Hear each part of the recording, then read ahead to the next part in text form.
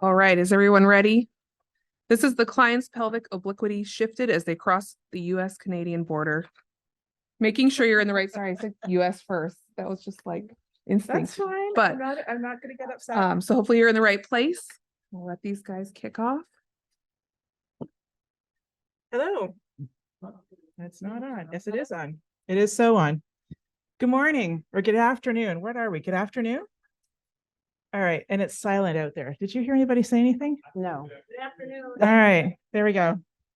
I know we've got the dreaded position sort of right after lunch when everybody's trying to settle down and have a nap.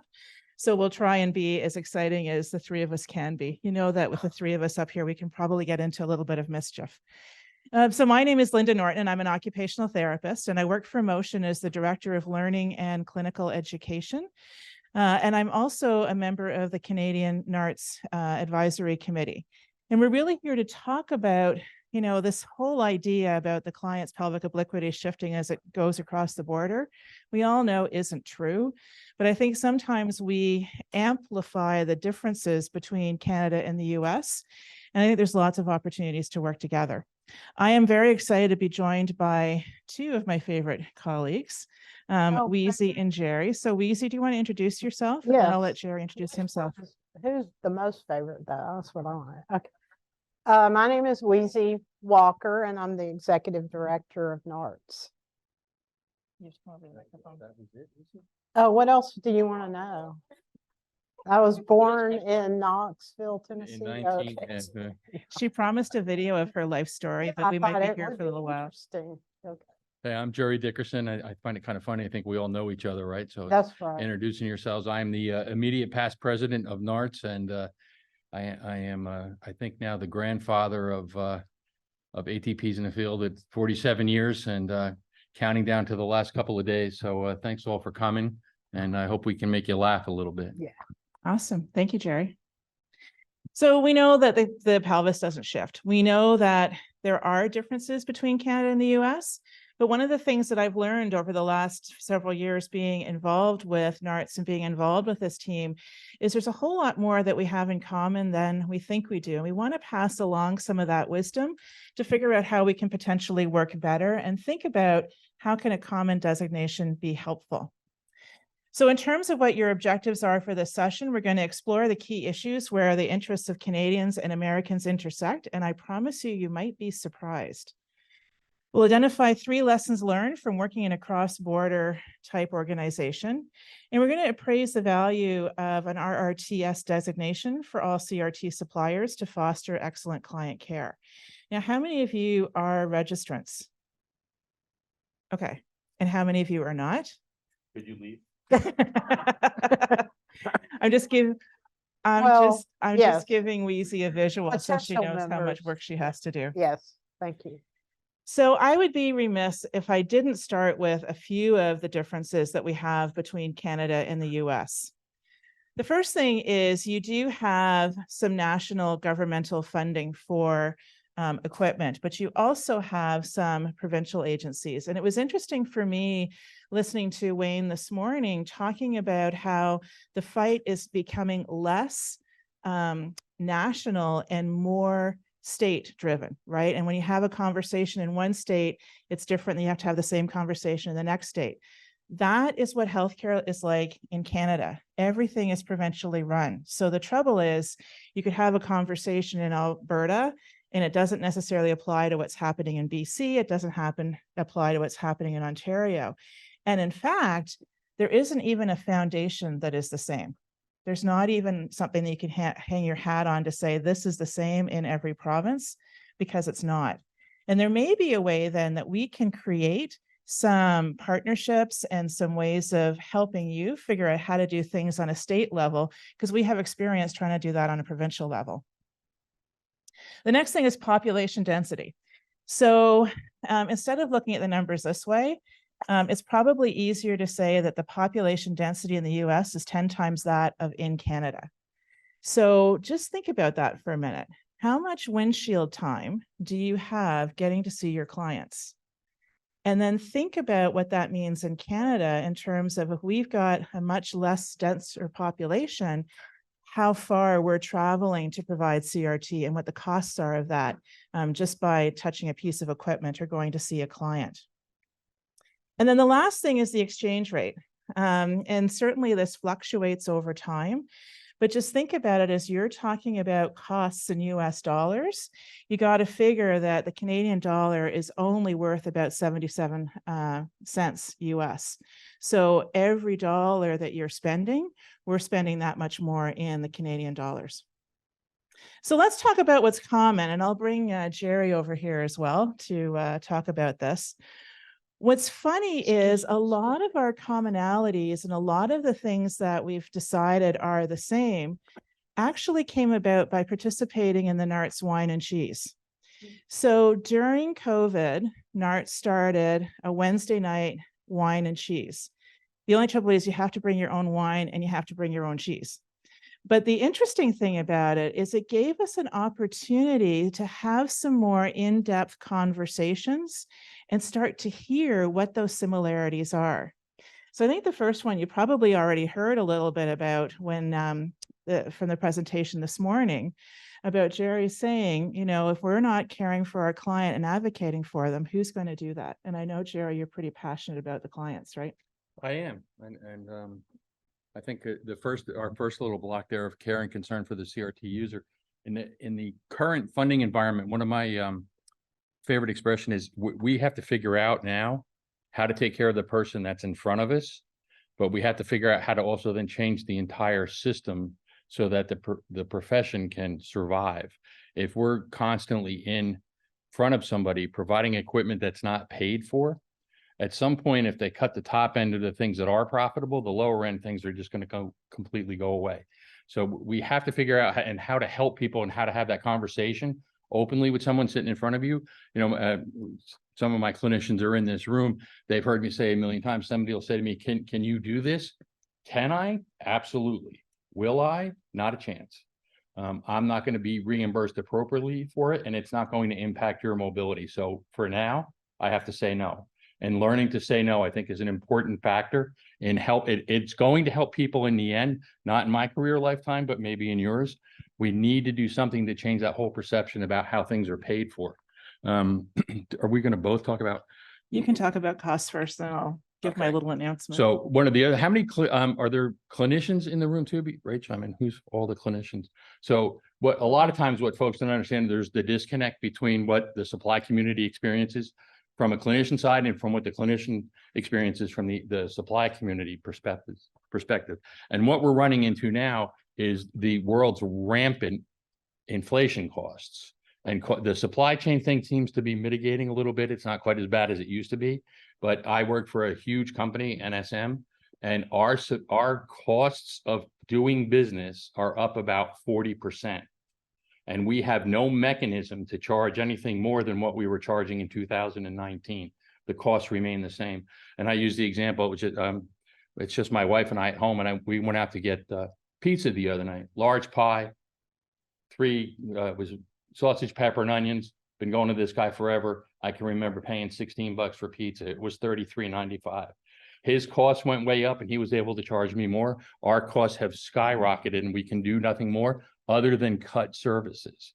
So you have to begin to minimize what you're doing. So that's a really scary place to be. So we have to figure out some of those mechanisms on how to make that cost balance from us profitable for us to provide services. And I can go on forever, so they'll stop me when I do. But there are simple things like this is probably for us the only industry in the world where you're not paid port to port. When we leave the business and we go to somebody's home, we don't get paid. And if we go to the home and adjust a headrest, we don't get paid for anything. And you know, again, I always talk by example. One of my closest friends is a plumber. He charges me $150 to come to my 4th of July picnic. So you know, so there's a complete imbalance on how things are reimbursed. Clearly, you need to have better food at your 4th of July picnic. You know, that's why.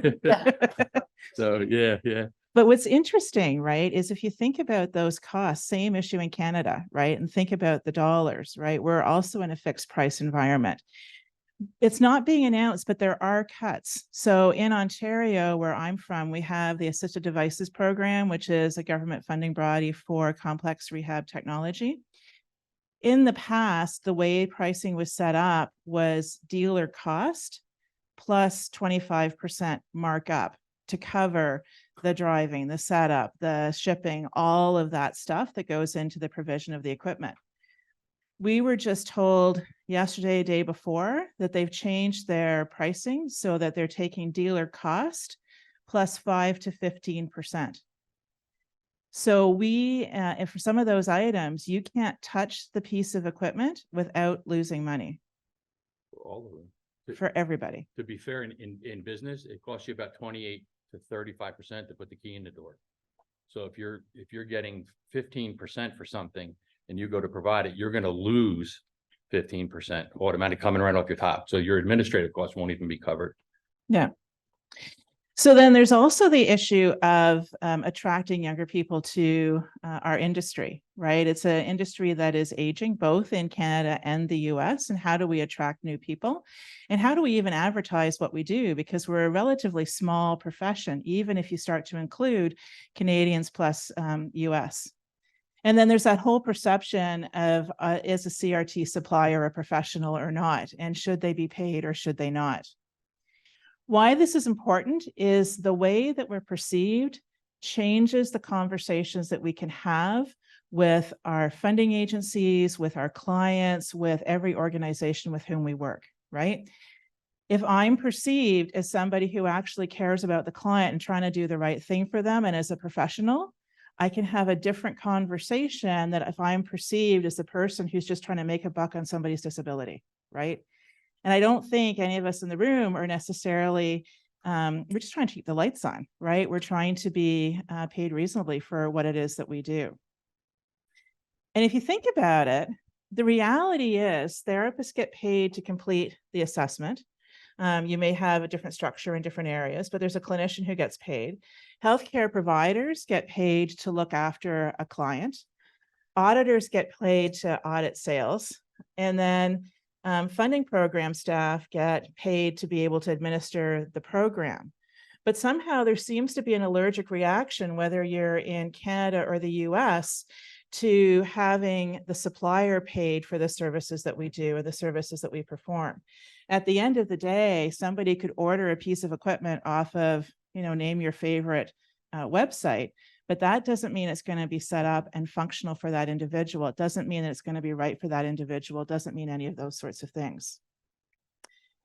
So when I started thinking about this and really started to try and compare, why do I think that's happening? Why are the things that might be issues? Well, when I look at it and think about the clinician community we have in Canada, most have some kind of a recognized degree, whether it's OT or physio for the most part doing the prescription. They have some kind of a professional regulatory college that they answer to that hold a particular standard that people have to achieve.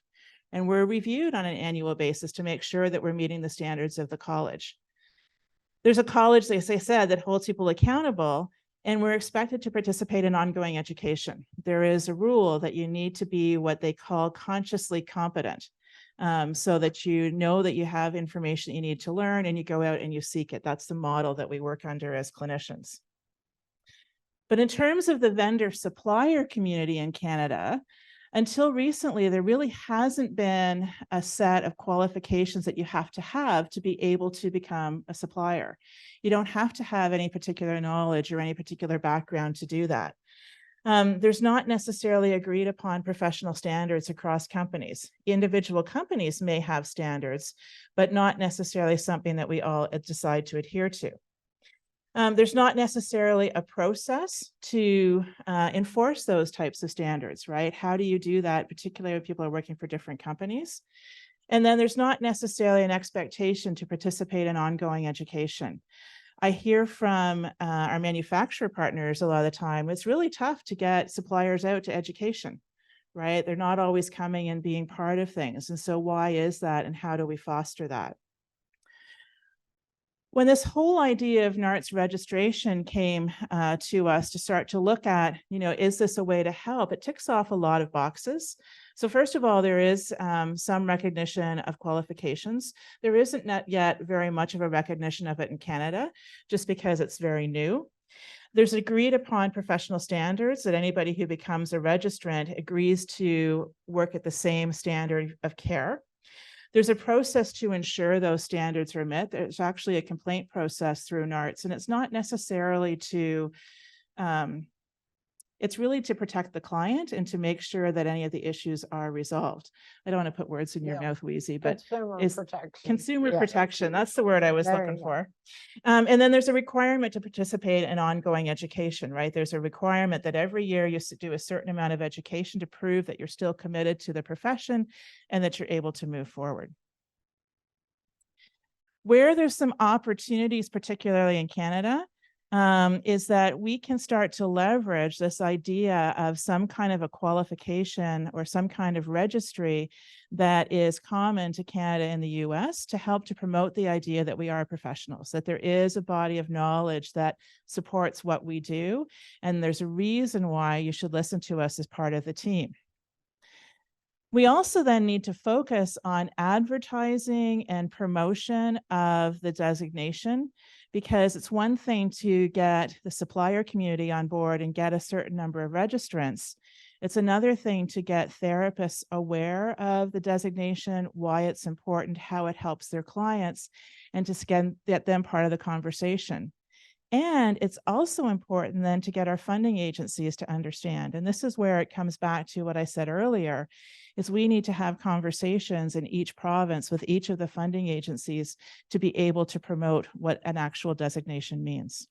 So let me turn this over to Weesie to talk Okay. about what the value is of the designation and what gets The value. done. Okay. And so I think about meeting with some Canadians here in Pittsburgh in 2019, and they were asking me, you know, well, is NARTS a US based organization, and how does that bring recognition in Canada?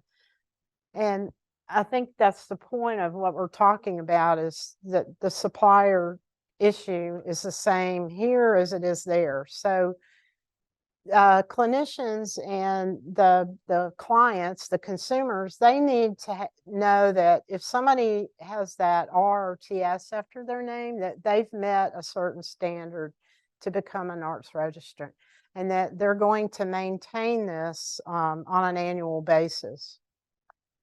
And we also have professional standards, a standard of practice, and a code of ethics. And just like clinicians or any other healthcare professional, you have to agree to abide by that standard of practice. And one standard I think of that Jason taught me about was the blind bid, for instance. And that used to be a huge issue here in the US, where a prescription for complex rehab would be sent out to several people, and whoever got the lowest price on it would get that. Well, that's obviously not client-centered service. And NARTS addresses the blind bid. We have a blind bid policy. We have verbiage that suppliers can use on a quote to explain how they do not participate in blind bidding and so forth. And so these are just some of the things that NARTS does as an organization to promote advocacy, awareness, and as Linda mentioned, the complaint resolution process. And that is a way to hold people accountable. And in most cases, it's not that somebody did something egregious, but there was a misunderstanding, miscommunication, or whatever. And that's where NARTS can step in and help come to a resolution. And sometimes everybody's happy, but sometimes just one person is happy. It kind of depends on the situation. But the most important is the continuing education and giving people that sense of, I need to stay up to date on what's available, how things are done, techniques, technology, all of that. And we use a lot of NARTS resources every year to produce this education and provide it. And when you're a registrant, you have access to the whole library of education. That's part of the registry fee. And you can actually go in and search for a certain topic and see what webinars we have covering that. And I see we have networking and listserv and the happy hour. The happy hour is What were What's the some- true benefits of the pandemic? that Anybody wanna guess? Happy hour? Well, happy hour was right, uh, and telehealth, but happy hour. telehealth. We were on this discussing Yeah. things in common. It was just remarkable how we all just were drawn to each other and discovered that it's not quite other than the language problem they have up there. It it was just Eh? amazing, the problems Yeah. that were so uniform between the two countries. And so in that discussion of during happy hour, which is very unstructured, just conversation, but in the monthly Canadian Advisory Committee meetings, we were just getting more and more feedback of what do we need to do, what can we do, and the Canadians on that committee are Linda's one, and Sheila Buck was one of the originals, and Mike Longo, Steve There's a Crenna. slide later that will help you with that. Oh, Weesie. thank you. And anyway, their input was so valuable because how would we know what they needed? And they didn't really fully understand what NARTS could offer to them. So it's been a learning process. So we're definitely learning from each other. So in the 30 years of NARTS, it's interesting to note that NARTS was started by a group of concerned stakeholders who said, hey, there are no standards for people providing equipment. And this is sort of the timeline that shows you that we started offering the CRTS designation that's given to people that have their ATP certification for 1 year, and then the NARS designation makes them CRTS. A lot of our registrants did not have ATP certification, but they wanted that designation after their name as well to show that they were a registrant. So our RTS was created. And in 2002, Georgia Medicaid actually put into their policy that you had to be a NARPS registrant to bill for certain complex rehab codes. And there are other states that have adopted that policy as well. And what they would tell you is that after that, the amount of fraud and abuse dropped significantly. And I think, if you admit to yourself, some people are driven by the higher dollar they perceive of rehab equipment and should really not be providing it. And again, the education is the key to all of this, right? And they understand that Georgia Medicaid, for instance, the supplier has to use their registration number on any prior approval to get payment for that equipment. So when we looked at talking to Canada, they were kind of where we were in that 1992 timeframe. A group of concerned stakeholders said, we need to do something. And I was very excited when they realized, that the registry was the way to go. It was not US based, it's based on the practice of being a complex rehab technology supplier. So we pushed them ahead to the head of the line, you might say, and they took it by the horns, and they have, as Linda mentioned, they've talked to clinician groups, they've talked to funding agencies, they've talked to other providers, and the rate of Canadian applications coming in was almost turned in my notice. I'm like, God, people wanted this, and I will go into more about the application process in just a minute. So really, how do we work together?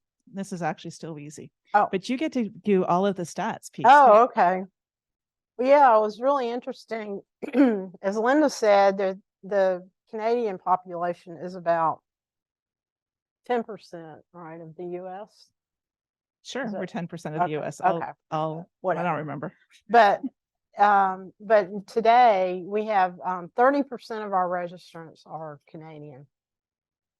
And we started collecting birth dates. I don't know for you registrants, if you knew that that was a new field, because we started asking, how old are these people? You know, how many good years do they have left? Well, you'll have to see me later. I'll share that information. But it is concerning. It's very concerning that the average in the US is 52. We need young people coming in. That's what we're talking about. We have this fabulous resource of our website, and almost everything I've talked about today you can find on our website.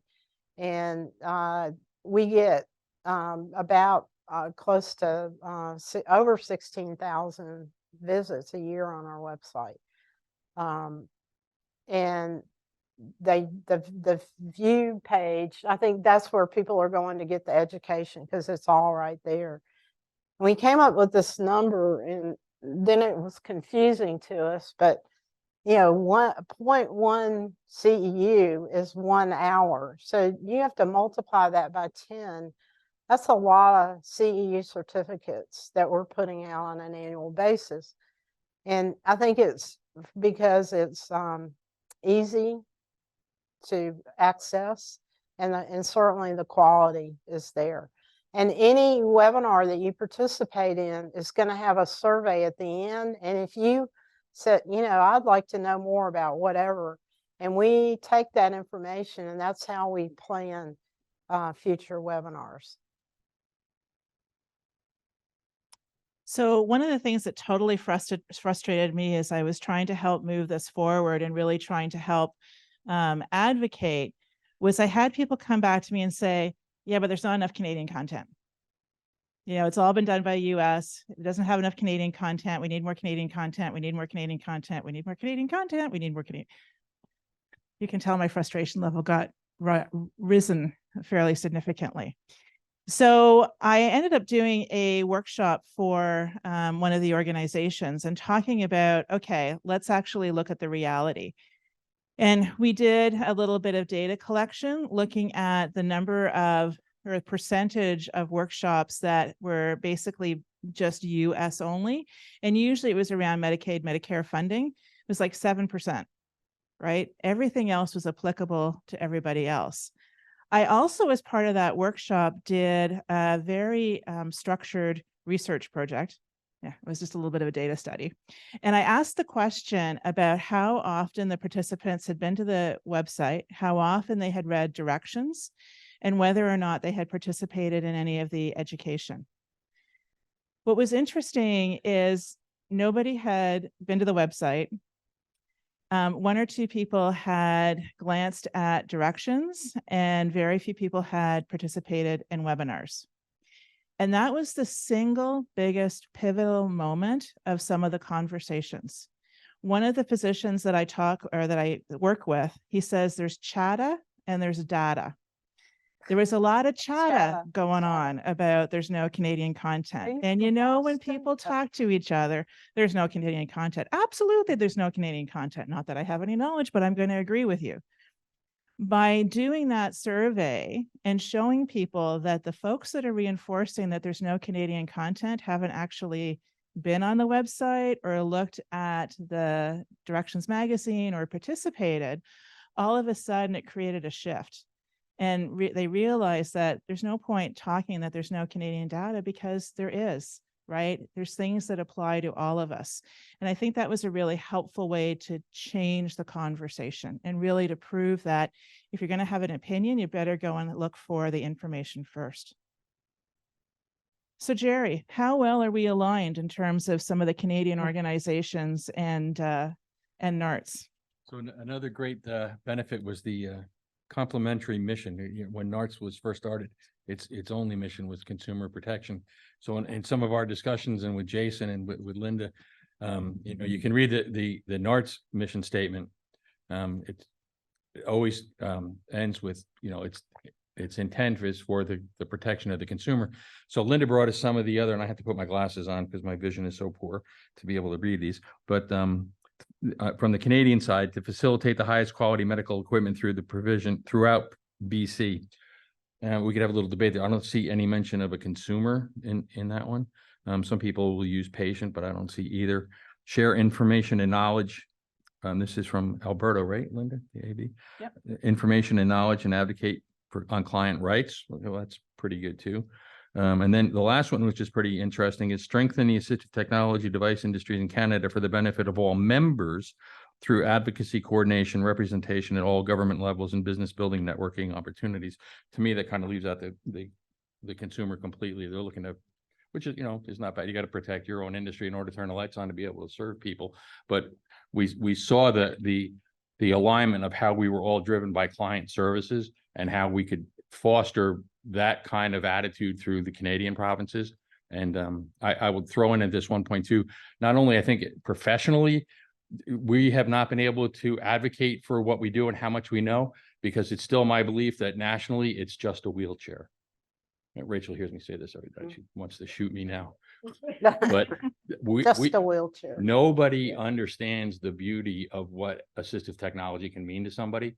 And they just totally don't understand it. They think you can go to the corner drugstore or, Drive Medical on every TV show with a Drive Medical K1 chair or a Drive Medical walker, Harvey Weinstein with a Drive Medical walker. Yeah, I mean, that's not a wheelchair. That's not what it is. And we don't give ourselves enough credit for the volume of knowledge that we keep in our head and the number of things that we can get done on a daily basis. And not to be silly about like the MacGyver principle, but the stuff that we're able to do to get somebody up and moving is remarkable. And we do not promote that enough. So we have to change the perception of just the wheelchair. And no, we're not. If we were in it for the money, right, would we all be here today? Probably not, right?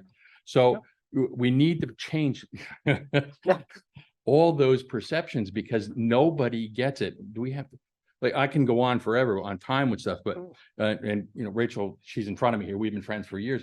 My dad used to scream at me when some of the people there was a place called Goldwater in New York. They would have the power group, they were called, come on, and they would interview them. And invariably, you'd hear the actuators going, and they were mostly all high-level quads. You hear the ventilators going and stuff. And the reporter would invariably say to the guy, wow, that's some machine you got. How much did that cost? And, $30,000. Yeah. I go, 10, 9, 8, 7. Boom. My father was on the phone. What the hell are you doing ripping off the government? You're using my taxpayer money. Well, Dad decided to go up on the roof one day and fixed something on the roof and fell off and had a constellation fracture and went home with essentially a Drive wheelchair. And he called me up and he said, you've got to help me. It's just a wheelchair. Who is this? And to make a long story short, I made him suffer for about a week. Oh, Gerry. He made me suffer for 18 years. And then I brought him, it was at the time the appropriate chair for him to use too, a folding quickie too. And he was like, I can't believe they sent me home in this. He was a federal employee of the government, always expected to get gold for everything that he did. I can't believe they sent me home in this chair. I go, Dad, it's not just a wheelchair. I've done this all my life. You've seen what I do. Now you see the difference because you're actually absolutely right, but it still shouldn't be $30,000. So then I had to explain to him the costs of things and how we all get paid. So you can't explain to your parents, if you're lucky enough to still have your parents alive, you can't explain what you do. And I think that's something that we need to figure out how to communicate, not only through family, but to the general public, because they just don't understand. Physicians don't understand, wheelchair RX, go to Bob's and get a wheelchair. So we need to promote all of what we do and all the benefit of what we do. So, and I don't think we do a very good job at that. So I'm sorry I got off course. That's okay. But Talk about the Canadians. oh, the Canadians. So luckily we have one in the back, Jason, who is Yeah. eternally grateful Look- that look at- Weesie and I and a couple Oh, others Canada got out of puts up his Canada. hand being a Canadian. Do that. I'm a Well- Canadian. There we go. Yeah, Thank yeah, you. okay. But well, Right. Jason, because we were all sitting at a meeting and there was this buzz about something going on in the world and in the country and, you know, something is happening and you might want to get out of here. So a bunch of us left on a Saturday. And I think they closed the border on Wednesday. Otherwise, we would have been in Jason's basement for 2.5 years.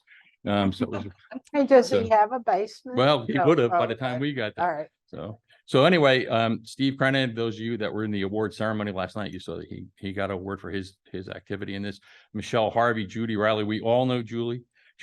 Has anybody ever seen her do a somersault with a drink in her hand? Okay. I have it on video. Be 'cause, sure to ask her to do that for you. yeah, because I don't know how much longer she's going to be able to do that. We had Linda, Jason, Cher Smith, Stephanie Lawrence, Daryl Mullen, who is, for me personally, besides Jay, and I don't mean it to be a guy thing, but Daryl Mullen is one of the most creative, interesting people. And to talk to him, to learn from him on things with 3D printing and the stuff that he's doing in you know, what we would consider the outer reaches, you know, it just fascinating guy. And the cool thing about that was he was very, very consumer driven without worry too much about the money. And I worry about the money and I'm consumer driven. So it's a little flip flop. And we've kind of come to a mutual agreement on how it's great to help people, but you've got to figure out how to pay the rent. So it was a really interesting conversations that way. I haven't seen him in a while. I might have pissed him off on him, but it was just a fascinating thing to watch transition. And then Kathy Fisher, we've all known Kathy Fisher forever. And we're here at NARTS. We're just happy to have her as part of our team. Weesie. So I was just going to run through this real quickly. So just for those of you that don't know, when you submit your application, you have to meet the criteria of work experience, and we require 10 hours of a core curriculum, and then there's 2 hours each in 5 different categories. And the applicant is telling us not only how much experience they have, but what types of products they're providing. You know, they work with adults or children, and you know what settings and so forth. And if they do not have that 10 hours, we will enroll them in those courses to meet that requirement. And the courses are picked based on the information they give us on their application.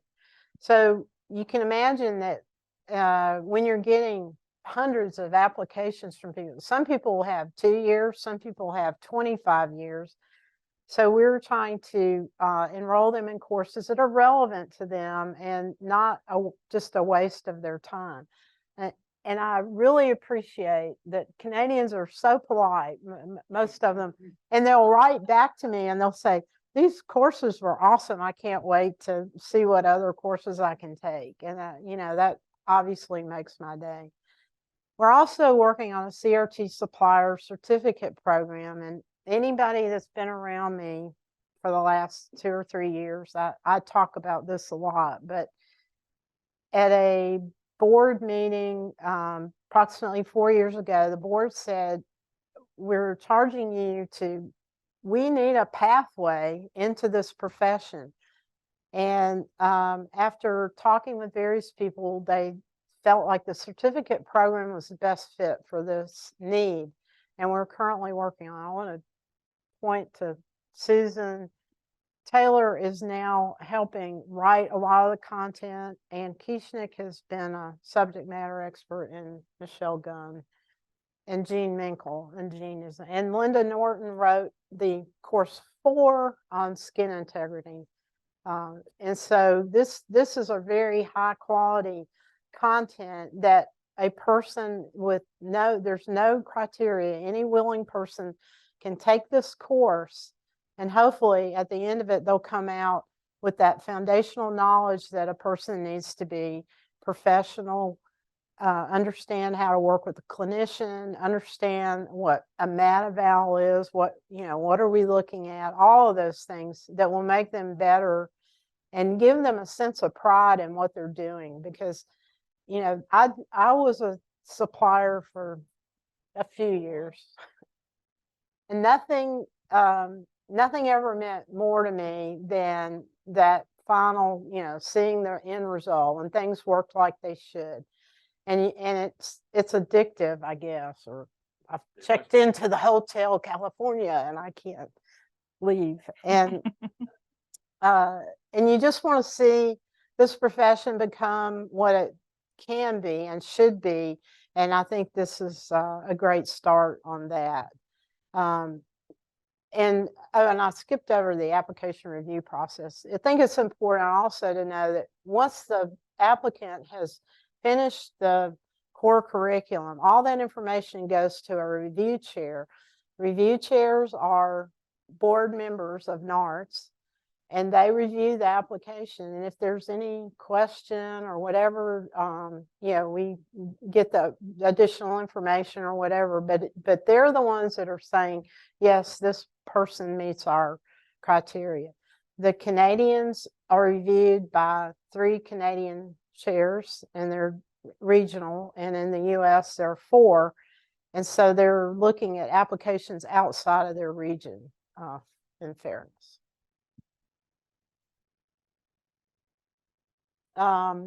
Currently, we have let's see, current registrants and friend of NARTS. We also have friend of NARTS, right? That's important too. And I've talked to a lot of people this morning, that clinicians, and they're like, how do we get this education? And that's called friend of NARTS. And you can certainly learn more about that on our website. But you pay an annual fee, and then you can have access to this great webinar information that we provide. Directions is a bi-monthly publication. I have some copies in the booth if you've never seen it. And you can subscribe online, go online and get a subscription. And it's a free subscription.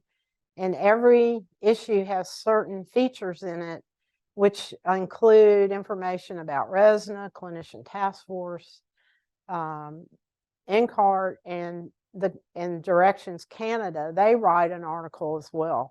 So I think it gives you a wide, broad spectrum of what's going on in the industry. So let's talk about what we learned. Gerry, do you want to talk about what you learned first? Oh, no, this is Weesie. Never mind. I can't read that far away. What have we learned? Well, I know what I've learned a tremendous amount is how much action occurs when people work together. And like I said, in Canada, they were going to the funding agencies and talking about NARTS to them. And they were going to the clinicians. And everybody they talked to it was a no-brainer. Of course we want higher standards or some standards in some cases. And I think that we have learned from each other. But mostly what I learned is what I think the gist of today is, it doesn't matter what country you're in or where you're doing it. You still need to have that basic knowledge and understanding of the person you're working with and how you communicate with that person. And that's the same. And it doesn't matter what country you're in. I think the cool thing, just to add from the Canadian perspective on this, is that Weesie was willing to talk to some of our funding agencies and come and be the expert. And then when there was it's called the Walk on Washington, is that what it's called? The CRT fly-in. CRT fly-in. It was during COVID, so we didn't fly anywhere. But I had the opportunity to attend that, not because as a Canadian, I have any influence over what happens in US politics. I don't. And, I'm not going to get into political conversation. But for me, it was interesting to watch how the day was organized, how people are working together, the kinds of conversations that were happening, because that's a really great example for how we can do it in Canada. We can learn from each other, even listening to conversations with our other political leaders. That's right. And what might not work here may not work there, and vice versa. Exactly. From my perspective, that great genuine curiosity allows us to facilitate the identification of common ground, right? We had to be curious. We had to take the time to listen to each other. We had to take the time to listen again. And I can't believe I'm actually quoting Alan Alda in a professional presentation. Alan. Isn't that great? Yeah, You know, I like love who, it. whoever thought I'd be doing that? But listening is being able to be changed by the other person. I thought that was such a really profound statement, right? That we need to stand in a place where we can hear what the person is saying and allow ourselves the freedom to be changed. Allow ourselves to think about, how does that influence us? How does this change what it is that I'm doing? How can I assist in their battle so they can assist in mine? And it really created those opportunities and those connections. And I think that was really, really the key. And it's funny, we sort of established a rule, particularly Gerry and I. Sometimes he would say something and I would go, okay, as the Canadian in the room, can you just give me an orientation, the quick and dirty, about how your political system works? Or I know, in 5 Doesn't minutes or work. less. Or how does your funding system work? Or whatever the Or thing not. was. And I was never asking from a perspective of having an opinion or challenging an opinion. I was always asking from the perspective of, just give me a little bit of information so I can understand the conversation. And Gerry was willing to provide that information in a way that I could grasp as a Canadian, bring me into the conversation. And saying, when he had questions, I didn't feel like I was being attacked for an opinion. It was more around, here's how this works so we can have a dialogue about it. And I think that was really critical. Gerry, what about for you? What did you learn? There's always, so many similarities in everything that we do. And I think what we learned is in spite of the country, the consumer still needs the right intervention and the right person providing that intervention. And we need to have the right funding to provide that intervention. So we learned that it's really bad here. It's also really bad in Canada, that funding is just screwed up, and we don't seem to have, but it's happening, the cohesive force behind things to get things changed. And then we get new roadblocks. One of the things that's happening, and it's different in Canada and how we do it in the United States, but how we used to fight the Medicaid program. So you would say we'd go to the Medicaid program in the state. Well, now there's 20 of them in a state, and they all interpret their rules and regulations differently. No matter what the federal statute says, they'll just decide to let, who was I talking to the other day? I forget. Exclusionary lists. There's a Medicaids that have lists that we don't pay for this. That's against federal law here in the States. So you can't have an exclusion. You can submit for a Mercedes for a Medicaid recipient under federal law. Doesn't mean that they have to pay for it, but they can't have lists that just say, the classic one is we don't pay for seat elevator. But so there's things like that. So we have new challenges ahead of us to figure out. Not for me though. You're not going to be able to leave 7 months, 9 hours. No. Just kidding. No, I'm not. Just kidding. So we have new challenges, and we have to look at new ways to address those challenges.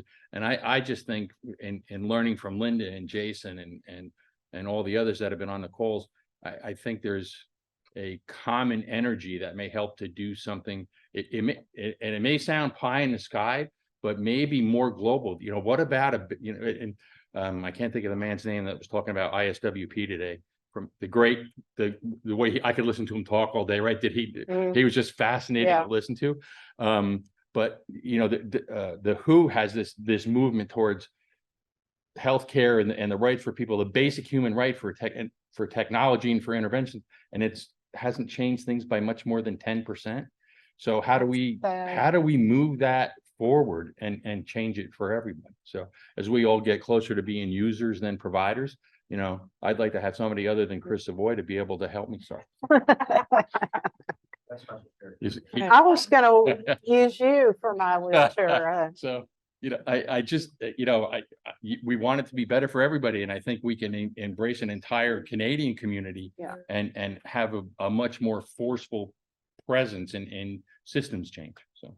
Yeah. Also, I'm sorry, Go ahead. but you made me think of something that also the registry numbers, we're such a small organization. And so it does help to have more registrants and more friends of NARTS and more supporters of NARTS.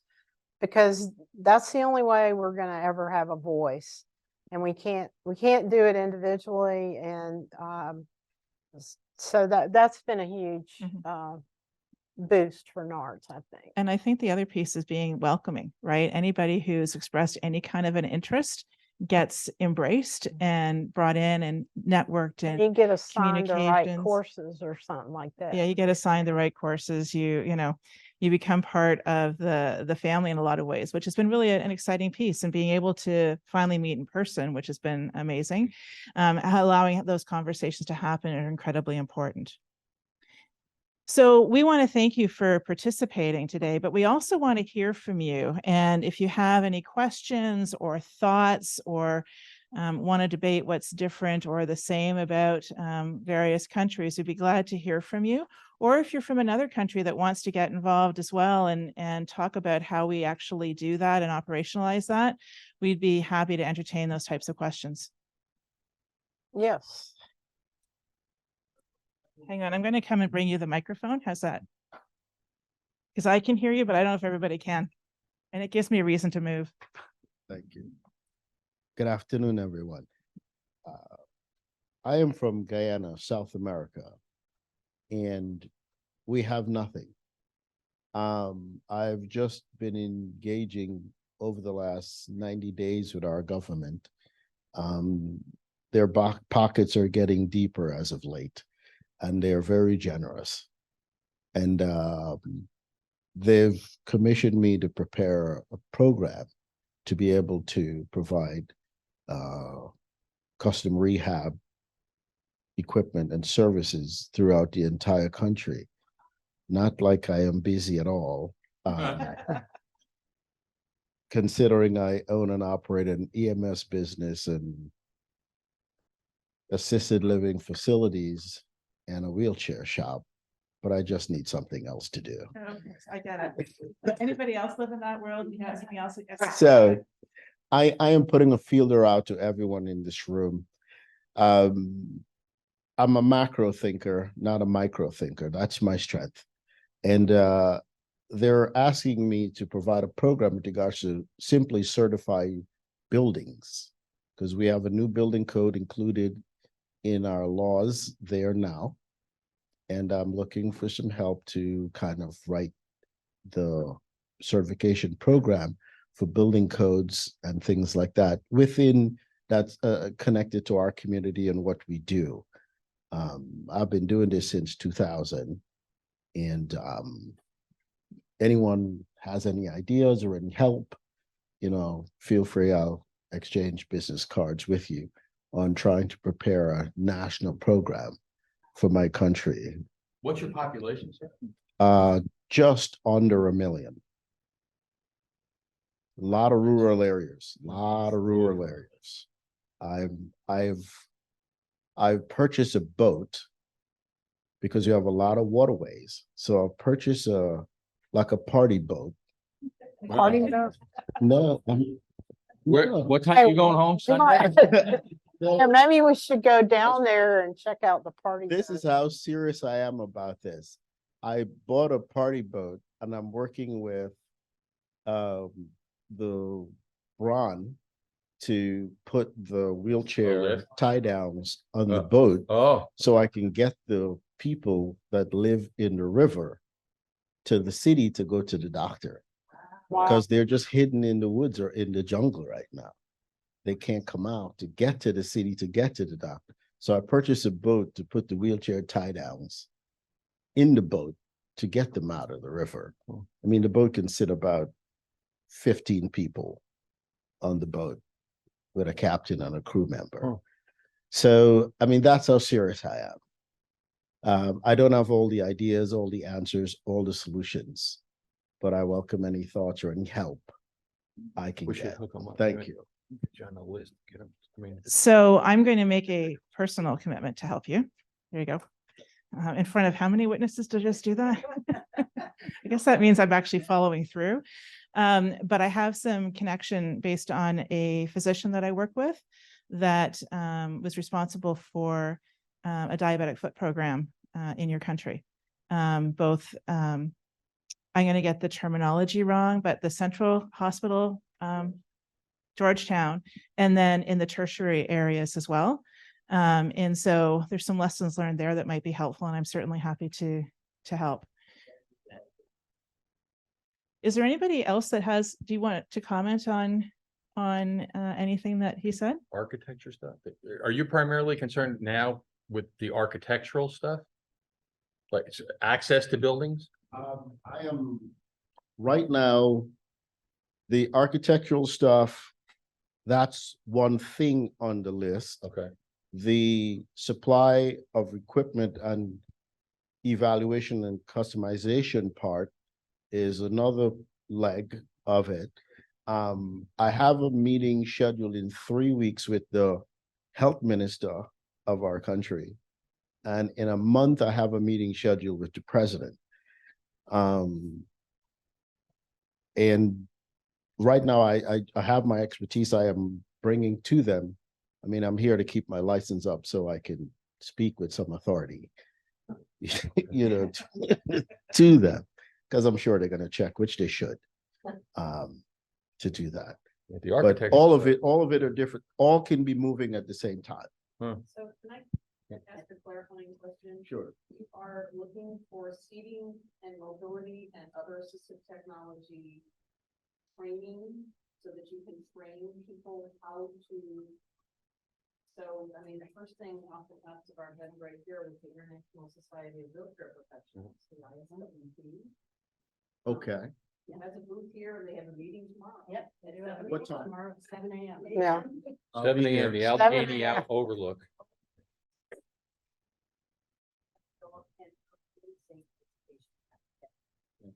It's not here necessarily for but people who actually live in the villages and the towns, so that they understand what they're doing and how to set things up and how to last in your environment.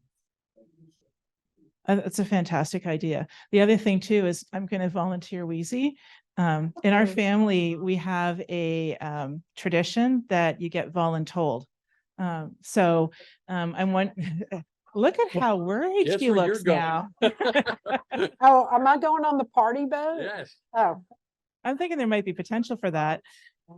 But I'm thinking that one of the things that may be, really helpful to think about is that idea of a registry, right? If it's a way to then, in terms of that international registry and having those common conversations may be really helpful as well. And it's something to think about bringing forward. And you may be able to provide some materials. I'm not necessarily voluntolding you to go to the party boat. yeah. But the idea of, working together and helping us to support the development might be really exciting. Yeah, come by the booth, our booth. Then I'll give you my contact information. I'll get your contact information. I've said this a million times, but the continuing education is key.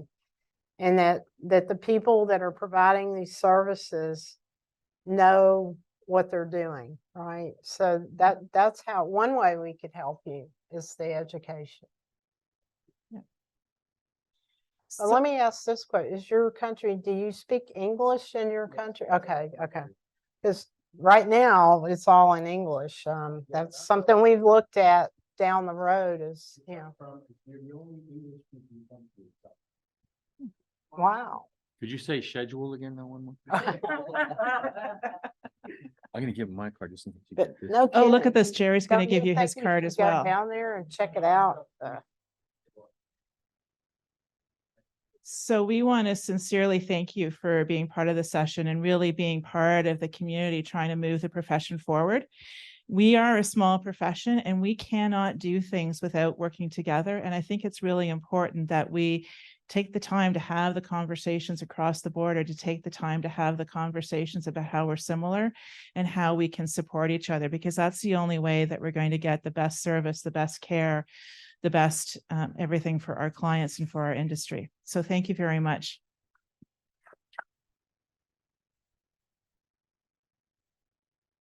So importantly, the CEU code is MJ6HDN. MJ6HDN. Mm-hmm. And I guess it's multiple choice, so it'll be very clear. MJ6HDN.